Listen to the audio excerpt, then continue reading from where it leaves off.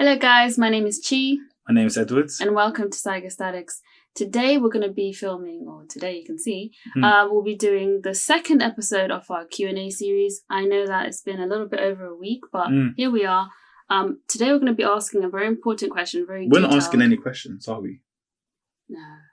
Why did I say that? You're asking the questions, guys. Today we'll be answering a very important question that is actually quite detailed, so do bear with us, but you'll get a lot of good information from it.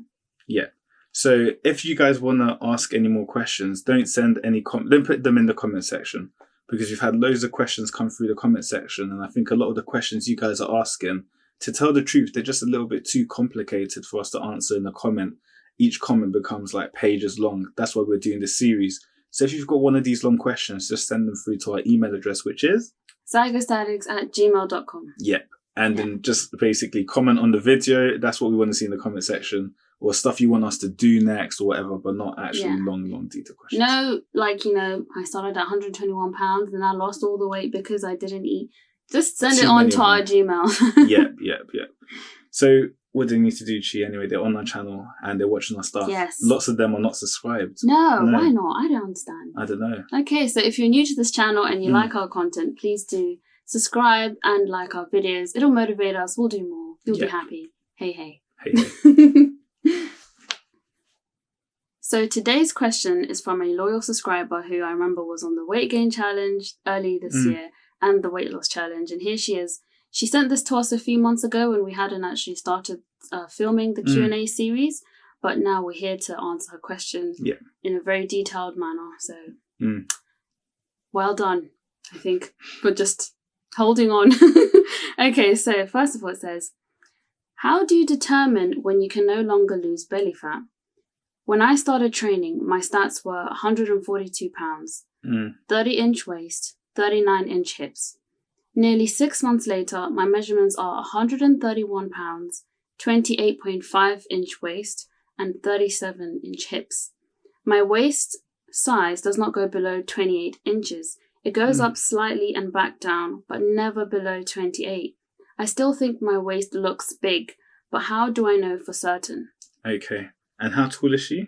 She's 5'6". 5'6". So the same height as Chi. So let's just break this question down. So there's two different parts of this question. I think there's two different questions within one question. So the first question, what is that, Chi? So the first question is, how do you determine how much belly fat you can use?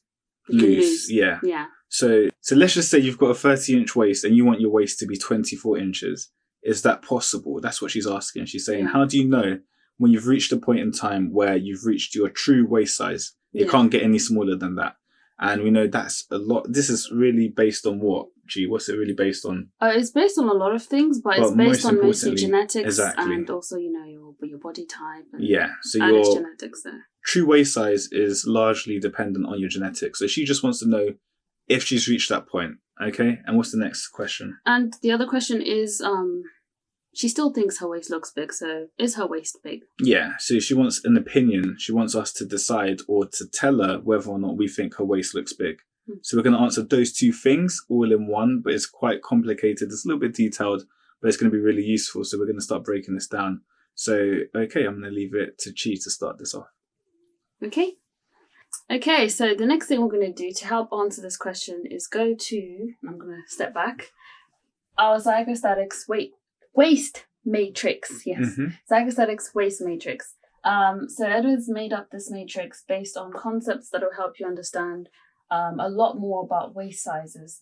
So the first thing that I'm going to talk about, the first thing Edward's going to do is introduce this calculation here, this matrix, and then I'll help him by explaining to you guys what the true size here, this part, means. Okay. So I'm just going to step aside. Let's let it focus on the screen, because this camera likes to focus on us and blur out the background. So you can actually just step out the way, Chi. Okay. Yeah, don't be limboing out here. So basically, guys, I'm just going to point at the screen. So this matrix is just going to help you guys to understand the concept between what your actual waist size is, what your perceived waist size is, and also what gradients, what effect gradients have. So everyone here who measures their waist with like a tape measurement, this is this box here. So AS means actual waist size, okay? So that's your waist size today, okay? Then here is your perceived waist size. Okay, so this is what people see of your waist. So when someone sees you and they say, oh my God, your waist looks so small, they don't know what your actual waist size is. No one can actually, determine what your actual waist size is. No one knows what your true waist size is. They only go by what it looks like, what your waist looks like. Okay. And then we've got gradients. Okay. So just ignore this part of the triangle here for now. But basically, this is, again, dependent on genetics. It's dependent on stuff that you can change. Like, if you train, you can increase your gradients. So what we are basically going to be doing today is just focusing on this part here, your actual waist size. Okay. Because to get to your actual waist size, it's actually a combination of your true waist size and some body fat on top of that. That's how you get to your actual waist size, right? But we're going to explain it in an easier way because not everyone knows how to measure their body fat. It's quite hard to work out what your true waist size is. So Chi's just going to take you through the equations and the calculation method that we've come up with, which is a big simplification. There's lots of ifs and buts that aren't fully explained, but it should at least give you guys a rough measurement of your true waist size. Cool. My turn to come in. Give me the mighty pen. Mighty pen. So, I'm going to now explain this quadrant here. So the actual waist size, just AS here, but actual waist size is based on the true waist size plus the Z or Zygostatics BMI score because we made it up. So the true waist size depends on your body frame size. So remember the last video we spoke about your rough measurements based on like your wrist and just holding the thumb and index together to see if it touches. Remember that video?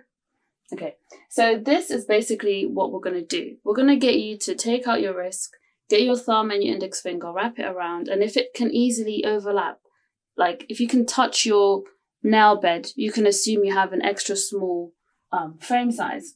Now, if you can just about touch it, you can assume you have a small frame size, and if you can't really touch it but nearly touch it, small to medium, and there's a bigger gap here, medium to large.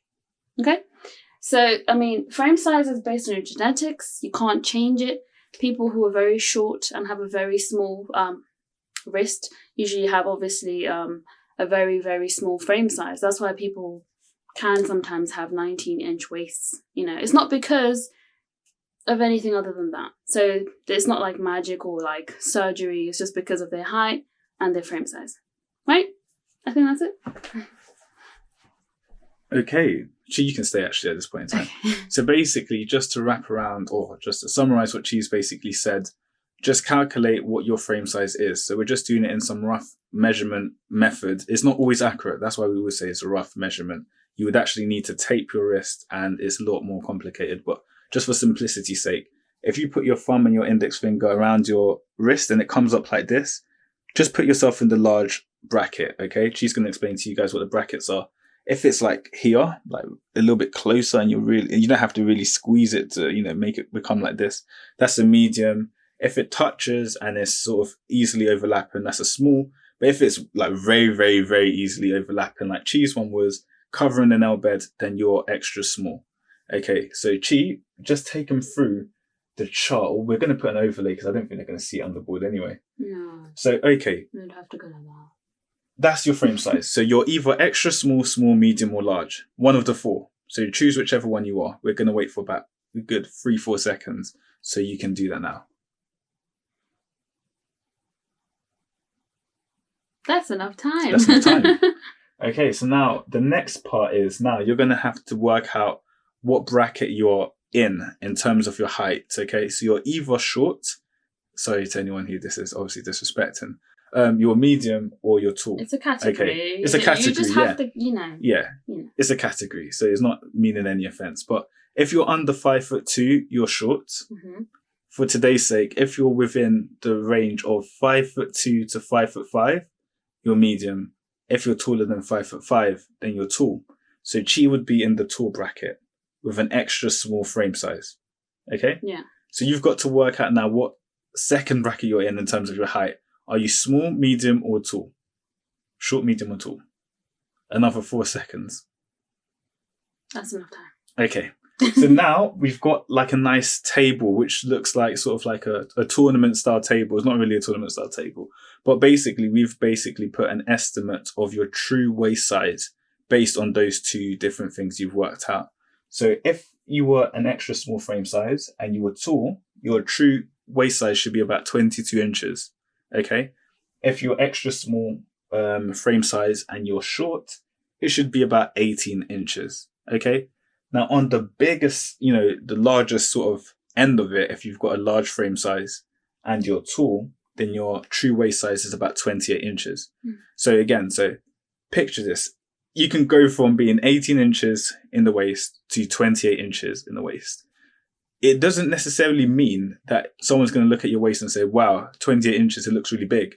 This is all irrelevant to what people are seeing. It's just what the actual figures would be. Yes. And this figures, I know you might say 18, you've never seen someone with an 18-inch waist. These figures are all based on someone having very to little body fat, on their frame. Yeah, like, for example, if you were to be the slimmest, skinniest version of yourself, closest to your skeleton, if you're just skin and bones, okay? Yeah. At one point, I actually was just skin and bones. Yeah. And what was your waist size? Closest, 21. And 21. I think I was like in college, so I was like 18 or something like that. And so actually, so when you're basically doing the true size, it's not the true size in total what you should have. Like, what you should aspire to, exactly. be. But it's just the smallest skeleton-wise, not in terms of any fat or muscle on top. Yeah. So basically, just to get around to the person who's asked this question, to work out, obviously, how small your waist can go, just do the calculation. I don't think you are a large frame. I don't think it will be anywhere near as high as 28 anyway, but just work out what it is. So now, let's just say you guys have done this test and obviously you've come up with your true frame waist size or whatever, and now you guys are really motivated to get there. First of all, you need to verify that this is actually going to be quite accurate. So again, this is all estimations based on a very quick, rough method that we've done. So it's not completely sure. So I'm giving you guys a second method to actually check how sure it is. So basically, that's our ZBMI score. Because if you remember earlier on, we said that your actual waist size was, or it could be simplified as your true size plus your ZBMI score. Mm-hmm. So now you know what your true size is. Let's just assume we're doing Chifa now, and it's 22 inches. Mm-hmm. Your ZBMI score is now your BMI right now. So what you want to do is go on a BMI calculator online, work out what your BMI is. So let's just use Chi for this example. Your BMI was, I think, a while ago when I knew what your waist size was, it was 23.1. Okay, so to calculate this ZBMI score, it's basically your BMI now, so your current BMI, take away 19.5. Don't ask about where 19.5 came from. Just forget it. It will make sense some other day when I want to explain it. But your current BMI, take away 19.5. So Chi, do the maths for them, yeah? So I don't know. I'm not going to do this in my head. Did you want me to do the time that when it was 23? Did I knock this screen out of the way? No. I haven't touched it, have I? 23.1 minus 19.5. Excellent. Is 3.6. Okay, so it's 3.6. So that's your ZBMI score, okay? So it's your current BMI, take away 19.5. So she's got 3.6 for hers. Now, when we go back to your true waist size, you had a value of 22, okay? So now 22 plus 3.6 should give you your current actual waist size in inches. That's how we're doing it. What does it come up to? 25.6. 25.6. So the time when she actually did all of these measurements, her waist size was 25.9. So it's a little bit off, but it's close enough. So you can work out how accurate it is. So if you're getting a value that's like 2 inches off, it's not going to be accurate. Just forget about what we've done. Just extrapolate it. So if it's, let's just say it's too little, then add 2 inches to your, so let's just say it's 2 inches too small, add 2 inches to your true waist size that we calculated, and that should be your true waist size. If it's 2 inches too big, then subtract 2 from the value. There you go. So that's a correction. Yeah, so it's a way to correct it and work out what it is, because you might not, obviously this is an estimate. Yeah, this is an estimate. There's so many estimates, yeah. So like what we're saying, this is not completely foolproof, but it gives you guys a rough idea of what your true waist size is. Yeah, I just wanted to add one more thing. If your BMI is already below 19.5, oh, good. Yeah, then you kind of fall into the brackets of not this. This is not going to work for you. It's not going to work for you. For you, I think just assume that you're already at your true waist size. Yeah. So if your BMI is sub 19.5, then you're there. Your true waist size is your actual waist size. Practically know your true waist size. That's basically what it is. It's not going to get any smaller. So that's basically it. So now the second part of her question was her waist still looks big. So what we're going to do is we're going to explain to you guys a little bit about gradients and how this can affect that. So looking at the pictures, one thing we spotted was the lady was wearing like a pink dress, sort of bodyform dress. Jersey. Mm-hmm. Yeah. What kind of colour was it, Chi? Was it red or pink? It was a pink. Bright colour. Yeah. Bright colours do what, Chi? They make you look bigger. Make you look bigger. Okay, number one. Bright colours make you look bigger. So not everyone can pull off a tight garment that is bright in colour. Like, if you're a guy, like, you know, most guys who go outside, with like a tight orange, you know, top or whatever. Something like this, but like bright yellow. And they're not muscular, right? And, you know, it just makes them look sort of like, ooh, like that's kind of like, it doesn't look too good on you. It makes your waist look a lot bigger and things don't seem to fit in place, right? So I think for that individual, she should obviously wear darker colours for dresses. Mm-hmm. You get where I'm coming from? Because it's all about maximising the gradients. Also, the person has got more of a rectangular physique. So I think the reason why she thinks her waist looks big is also to do with obviously how she's styling herself out with the garment colour, the garment choice. Another thing could be to do with training experience. Yeah. So give them a little bit of information, Chi. So what you can also do, by the way, is increase the gradients that will help you to have the perceived waist that you want. Exactly. So by increasing maybe the thigh sweep here, then your waist looks smaller, or increasing your shoulder width.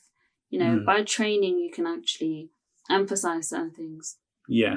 So the whole point is that every different sort of body type has got certain gradients that you know you should be trying to maximize, if it makes sense. It makes sense for you to maximize those gradients. So you've got to work out what your body type is again, accept what your body type is, and then train to increase the gradients that you know you can easily achieve and work on. So again, it might not mean that you look good in every single angle. Let's explain to them that key concept. Wow, this is like the longest Q&A. Q&A. There's too many questions on questions. So this is a very big subject. It was probably a touchy one, but not everyone can look good at every angle. That's what we're basically saying. When I was starting off, I think I had a good front and back angle. Good. You know? So my glutes weren't as pronounced, you know, and my hamstrings. So, you know, basically I just look better from the front. Good. Now that, you know, when I gained a lot of weight and even early on this year, I looked good on the side. Like I was looking good from the side, but then not as impressive as my waist became wider, because from the front, the gradient was kind of smaller, but from the back, increasing, you know, the arch from the back and the height of the bum, you know, that was all I had to worry about. But from the front, then you can see the width of the waist versus versus your thighs, really. Exactly. So the thing is, I know a lot of people out there, let's just be honest, they don't even show you their 360 physique. They have videos and workouts, but they don't show you. And it's not really I don't blame anyone that don't want to show you things, because it's all very personal. Yeah. It's all very emotional and stuff. Some people don't even like taking pictures from any other angle apart from the side. Their best angle. Everything they'll do will include, you know, arching their back, lifting their leg. Even if they're trying to be straight, there will be somehow a 35 posing at some angle. Over straight. Yeah. Like they'll never be dead on straight, legs close together, and then show you the side pose and then show you the back pose, because it doesn't suit them and they don't feel confident to do that. So some people are better off doing that if they want to, right? Or you can start training to have more of a balanced physique. Exactly. So your front, back and side look good. There's nothing that's completely like, wow, that's amazing. But then you can live your life taking pictures in different angles. Basically, that's what it is. It's like a trade-off. So I think for most people, you can't look excellent in every angle. That's what you need to learn. Instagram models, if you look at their page, all their pictures is normally in one particular angle, maybe from the side, 3/4 turn or something. They've all got their sort of like their money shot angles, right? And the other angles, if you saw them there, you'd be like, whoa, that looks funky, you know? Like when a lot of these people with the butt lifts, they turn to the side, it's just like, whoa, what the heck's that? Like it doesn't look right anymore, but it looks okay from the front and back. So what we're saying is, when you're working on increasing your gradients, like stop trying to look perfect at all, every single angle. Not every different body type can pull off every single angle. Yeah, so you've got to work on how to build a balanced physique, a healthy physique.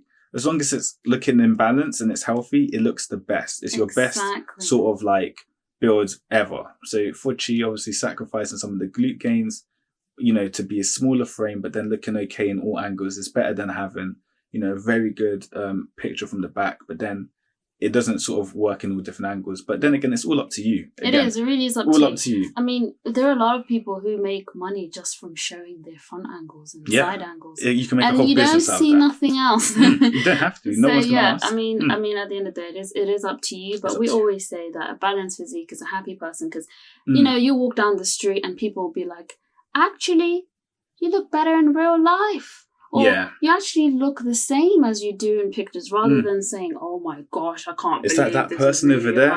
Yeah, because then it puts you down instead of brings you up. Exactly. So that's the thought to take on. But really, thank you for asking this question.